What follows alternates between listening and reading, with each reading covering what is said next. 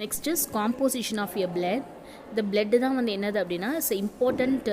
அதில் என்ன இருக்குது most common body fluid. So இதோட மெயின் ஃபங்க்ஷன் என்ன அப்படின்னா it's transport substances.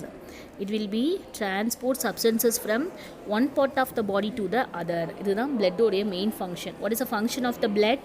It's transport substances from one part of the body to the other. Okay, so what is blood அப்படின்னு question கேட்டால் என்ன சொல்லுவீங்க? So blood is a connective tissue. What is a blood? Blood is a connective tissue. What it contains of your blood? So blood contains is a plasma and formed elements. What is plasma? Plasma is nothing but is a fluid matrix. Okay, so plasma வந்து எத்தனை பர்சன்டேஜ்மா இருக்குது? is a plasma constitute of 55% of the total blood volume. Plasma consists of 55% of the total blood volume. Remaining இருக்கிற 45% தான் யார் இருக்காங்க? So formed elements இருக்காங்க. ஓகேங்களா? So அந்த ஃபார்ம்டு எலமெண்ட்ஸ்னால் என்னதுப்பா? So formed elements is nothing but is consist of a blood cells. What are the blood cells? WBC, RBC, platelets இதெல்லாமே என்னது? இந்த ஃபார்ம்டு எலமெண்ட்ஸ் தான். ஓகேங்களா? ஓகே, நெக்ஸ்ட் இஸ் ஒரு 70 kg பாடி வெயிட்டில் ஒரு ஆவரேஜாக இருக்கிற ஒரு பர்சன்ட்டை ஒரு அடல்ட்டுக்கிட்ட எத்தனை எவ்வளோ பிளட் வால்யூம் ஆவரேஜாக பிளட் வால்யூம் எவ்வளோ இருக்கும் அப்படின்னா இட்ஸ் 5 லிட்டர். வாட் இஸ் லிட்டர்மா? Blood volume litre is 5 litre. Can you understand? Okay, next நம்ம டீட்டெயில்டாக பார்க்க போகிறது பிளாஸ்மா தனியாக, ஃபார்ம்டு எலமெண்ட்ஸ் தனியாக பார்க்க போகிறோம். ஓகேங்களா? ஓகே, ஒரு பிளாஸ்மாக்குள்ளே என்னென்னலாம் இருக்கும்? Is consist of a water. How many percentage of the water? Is 80 to 90%. Note it மா, it's one word question. Okay, apart from water it consists of a plasma proteins, inorganic constituents and organic constituents. After that respiratory gases are dissolved. So organic கான்ஸ்டியூயன்ட்ஸ்க்கு அப்புறம் என்ன இருக்குது? Respiratory gases கூட என்ன இருக்குது? Blood பிளாஸ்மாக்குள்ளே dissolve ஆகிருக்கு. Okay, so these are the components is present in plasma.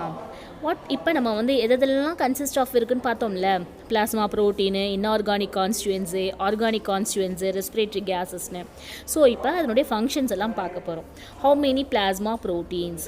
How many plasma proteins? Is the plasma proteins எல்லாமே சிந்தசைஸ்ட் எங்கே தான்? இந்த liver. What is where it is synthesized is a liver. One word question ma. It's a neat question also. Plasma proteins is synthesized in liver. What are the plasma proteins? Plasma proteins na யாரெல்லாம் நம்ம plasma proteins னு சொல்றோம்?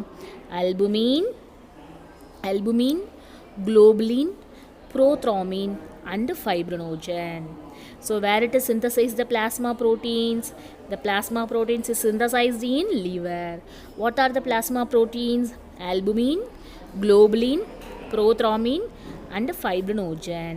ஓகேங்களா? So okay, what is the main function of albumin? The albumin is maintains the osmotic pressure of the blood. What is the role of the albumin? Is maintain the osmotic pressure of the blood. What is the role of the globulin? The globulin, it will be facilitates the transport of ions, hormones, lipids, and its main function it will be assist the immune function பண்றது globulin. இது ஒரு question கேட்டிருந்தாங்கப்பா. dash assist immune function, dash type of plasma proteins it will be assist in immune function. யாரு? as a globulin. Okay, so next third and fourth, prothrombin and next is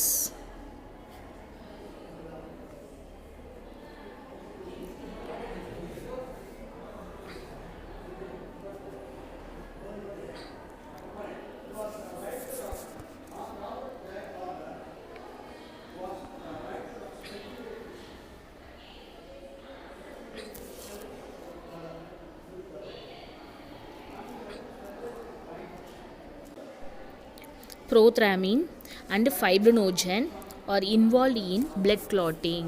Prothrombin and fibrinogen is involved in blood clotting. Okay, so இப்போ வந்து நம்ம plasma proteins பார்த்துட்டோம். 4 plasma proteins ஓட functions பார்த்தாச்சு.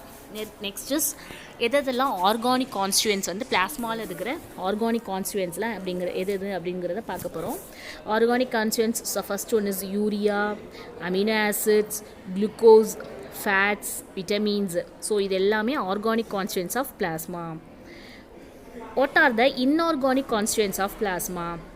is the chlorides, carbonides, phosphates of potassium, sodium, calcium, magnesium. So these are the components are inorganic constituents. Okay, so the composition of your blood எப்பயுமே plasma is not always constant. note பண்ணிக்கோங்க. So this is the reason the composition of your plasma is not always constant. ஏன் அப்படின்னு நம்ம இங்கே reason பார்க்க போகிறோம். After meal, immediately after meal சாப்பிட்டு முடித்தோடனே எங்கே போகும் பிளட்டு வந்து ஸ்மால் இன்டெஸ்டைனில் அப்சார்ப்ஷன் ஆகும். ஸ்மால் இன்டெஸ்டைனில் அப்சார்ப்ஷன் ஆகி நெக்ஸ்ட்டு ஹெப்பாட்டிக் போர்ட்டல் வெயின் மூலமாக எங்கே போகும், it's enter in to the லிவருக்கு போகும். ஓகேங்களா, ஸோ அதான் மீனிங் சொல்லியிருக்காங்க.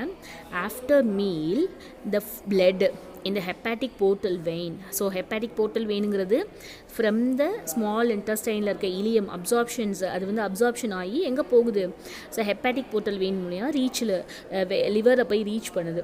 ஸோ அங்கே வந்து எப்படி இருக்கும் அப்படின்னா high concentration of glucose.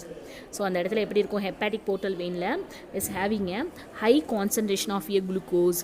So as it is transporting a glucose from intestine to the liver, அப்போ லிவரில் வந்து என்ன ஆகுது அப்படின்னா it can be stored. Next is the concentration of glucose. Next is the concentration of glucose in the blood gradually falls after some time as most of glucose is absorbed. So கொஞ்ச நேரத்துக்கு அப்புறம் நமக்கு வந்து என்ன ஆகும், இந்த glucose எல்லாமே store பண்ண குளுக்கோஸ் எல்லாமே யூட்டிலைஸ் பண்ணப்பட்டுரும். சரிங்களா, so if too much of protein, இப்போ இது வந்து குளுக்கோஸ் எல்லாமே நம்ம சாப்பிட்ட சாப்பாடில் குளுக்கோஸ் இருந்துச்சுன்னா அது எனர்ஜியை கன்சியூம் பண்ணிடும் நம்ம பாடி. சப்போஸ் நம்ம அதிகமாக ப்ரோட்டீன் எடுத்துட்டோன்னு வச்சுக்கோங்க, நோட் பண்ணிக்கோங்கப்பா, இது இம்பார்ட்டன்ட்மா. அதிகமான ப்ரோட்டீன் வந்து நம்ம பாடி வந்து கன்சியூம் பண்ணிச்சு அப்படின்னா நம்ம பாடினால் என்ன பண்ண முடியாது, எக்ஸஸ் அமினோ ஆசிட்ஸை ஸ்டோர் பண்ணவே முடியாது.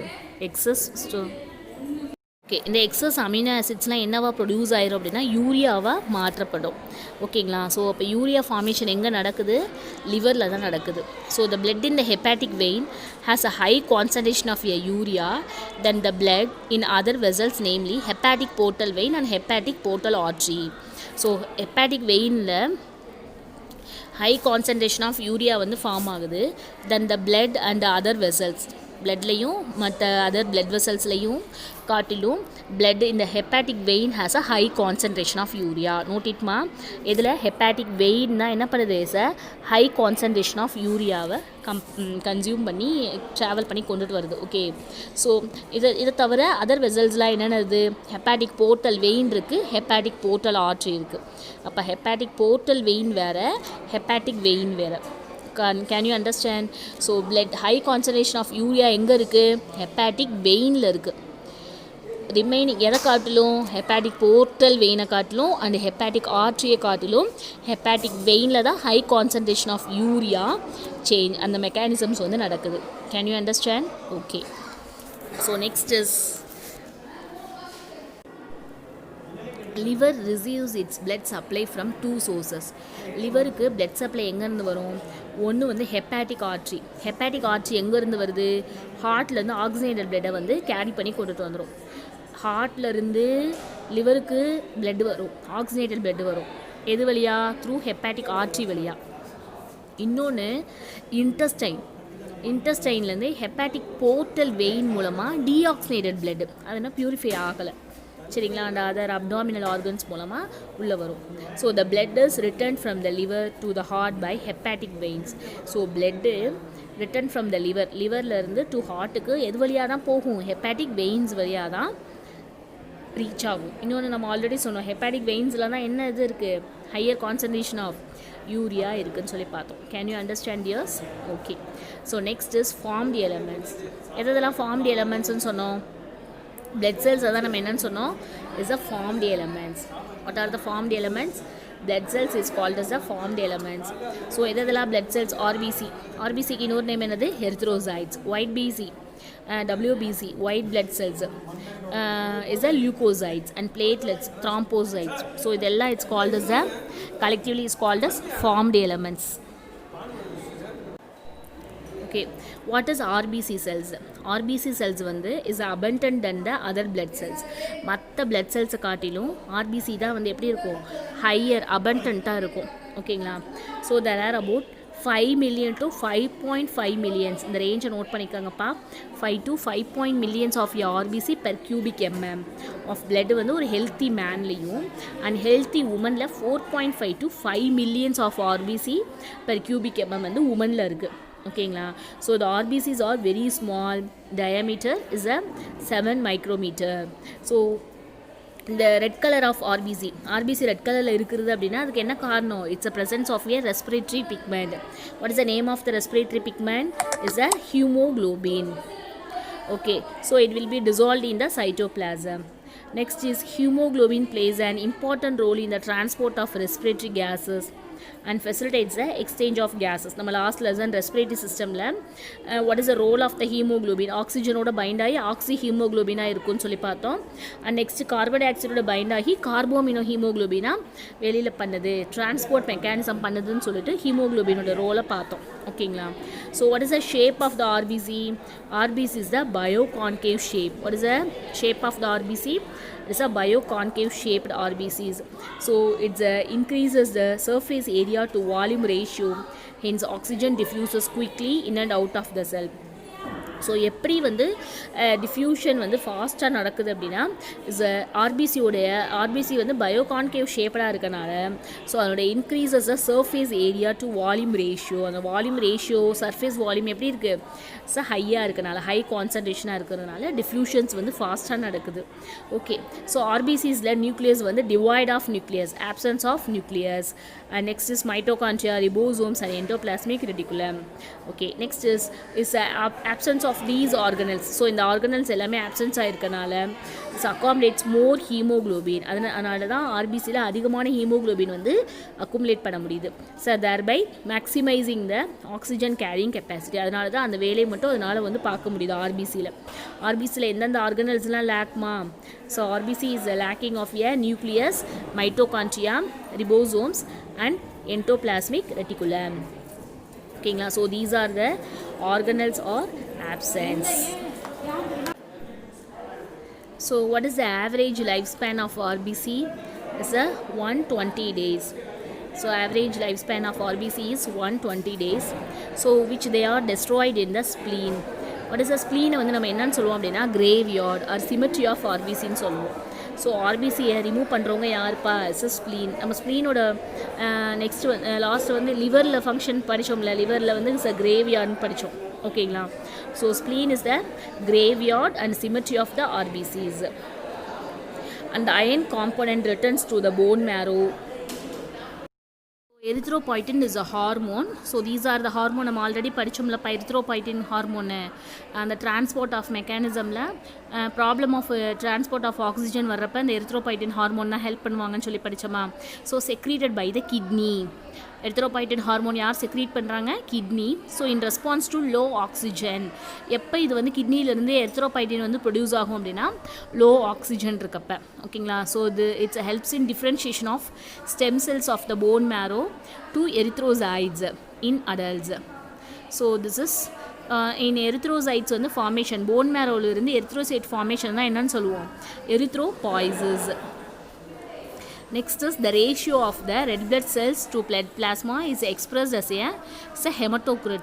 So ratio of the RBC என்னன்னு சொல்லுவோம் அப்படின்னா packed cell volume or it is called as the hematocrit அப்படின்னு சொல்லுவாங்க. Okay, so now RBC is over.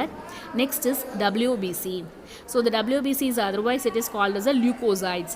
இந்த WBC வந்து கலர்லெஸ்ஸாக இருக்கனால தான் அதுக்கு வந்து என்னென்னு சொல்கிறோம்? ஒயிட் பிளட் செல்ஸ்ன்னு சொல்கிறோம். So this is the amoeboid cell. This is the amoeboid cell and this is the nucleated cell. So இதில் என்ன கிடையாது அப்படின்னா it's a absence of, divide means it's absence of a haemoglobin and other pigments. Absence of a haemoglobin and other pigments வந்து இதில் வந்து ஆப்சண்ட்டாக தான் இருக்கும். Okay, so what is the normal value of the WBC means is a 10,000 to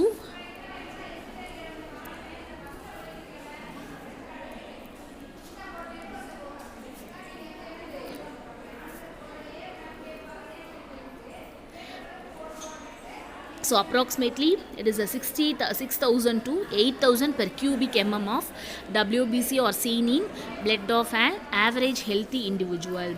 so there is a different types of டபிள்யூபிசிஸ்லாம் நம்ம வந்து already இந்த ஸ்லைட்ஸில் நான் வந்து காமிக்கிறப்ப இதில் பார்த்தோம். So it's depending of presence of RBC கிரானுவல்ஸை வச்சு இது வந்து கிரானுலோசைட்ஸ் ஏ கிரானுலோசைட்ஸ்னு டிஃப்ரென்ஷியேட் பண்ணலாம். So the granulocytes are characterized by the granules இருந்துச்சு அப்படின்னா சைட்டோபிளாசமில் it's called as granulocytes. What are the granulocytes? Neutrophils, eosinophil and basophil. So these are the 3 granulocyte cells is present in WBC.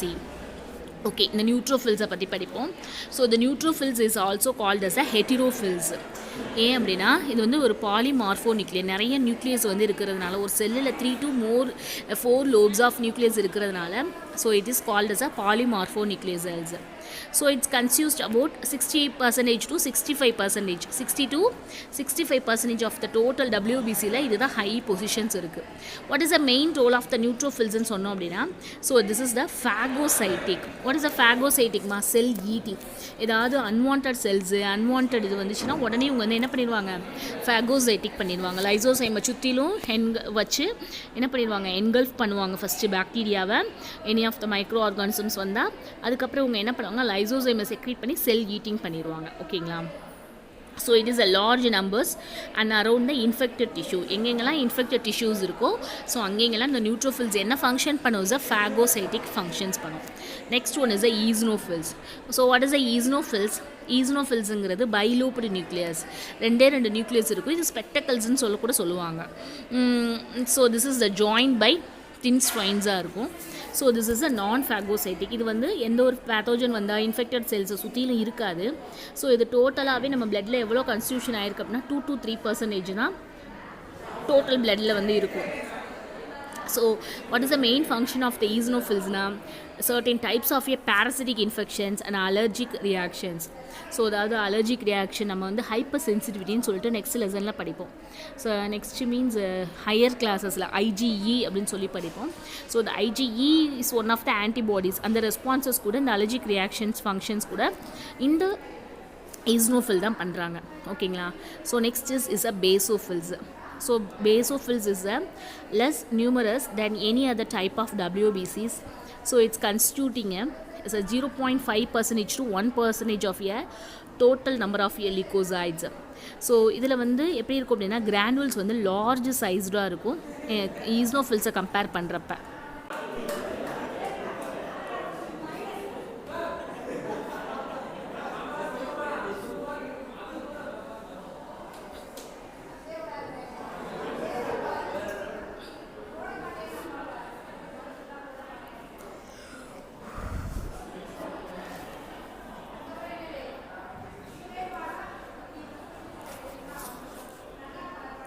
Okay,